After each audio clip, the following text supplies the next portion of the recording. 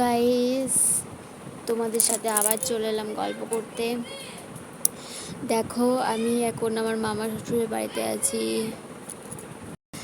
দেখো, আমি ভয়েসটা দিচ্ছি, আমার বাপের বাড়িতে এসেছি আজকে, বাপের বাড়ি থেকে দিচ্ছি ভয়েসটা। আর আমি ছিলাম তখন আমার মামা শ্বশুরের বাড়িতে। আর দেখো, আমার ছেলে আমার সাথে খুনসুটি করছে। জীবনে বেঁচে আছে শুধুমাত্র আমার ছেলের জন্যই, কারণ আমার বেঁচে থাকার একমাত্র মূল কারণ হচ্ছে আমার ছেলে। কারণ আমার ছেলে আমাকে ছাড়া কাউকেই বেশি কারোর কাছেই যায় না, শুধু আমার কাছেই থাকে। কারণ ছোটোবেলা থেকে ওর জীবনসঙ্গী যাই বলো না কেন, দুঃখ কষ্ট সব কিছু আমার সাথেই ওর কেটেছে। যাই যত বড় হচ্ছে তত ও আমার সাথে আকৃষ্ট হয়ে যাচ্ছে।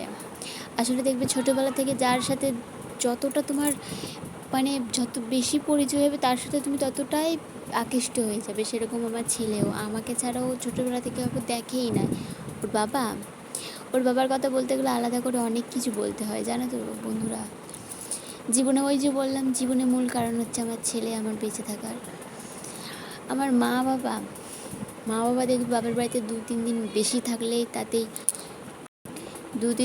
থাকলেই তাতে দেখবে মা বাবার একটা চোখের হয়ে যায়।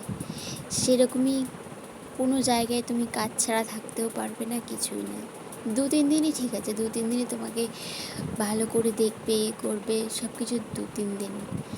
আর তুমি যদি অসুস্থ হও না, অসুস্থ হওয়া সত্ত্বেও তোমাকে কাজ করতে যেতেই হবে। কারণ যতক্ষণ তোমার শরীরে শ্বাস আছে ততক্ষণ তোমাকে নিজের সাথে নিজেকে লড়াই করতেই হবে।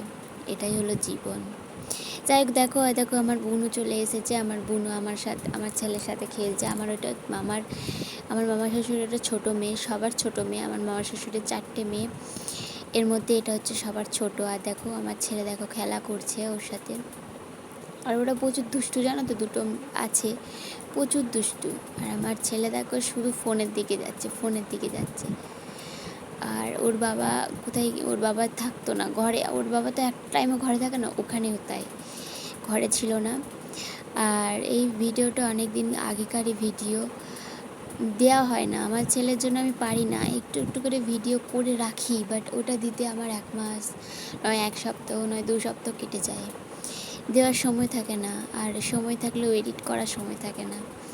এডিট করতে হয়, সেটাকে আপলোড করতে হয়, সেটাকে সব কিছু রেডি করতে হয়, ভয়েস ওভার দিতে হয়। এইসব করতে করতে আমার দিন একেতে এদিকে আমাকে ছেলেকে খাওয়ানো দাওয়ানো, তারপরে এইসব করতে এইসব হতে হতে আমার দিন চলে যায়।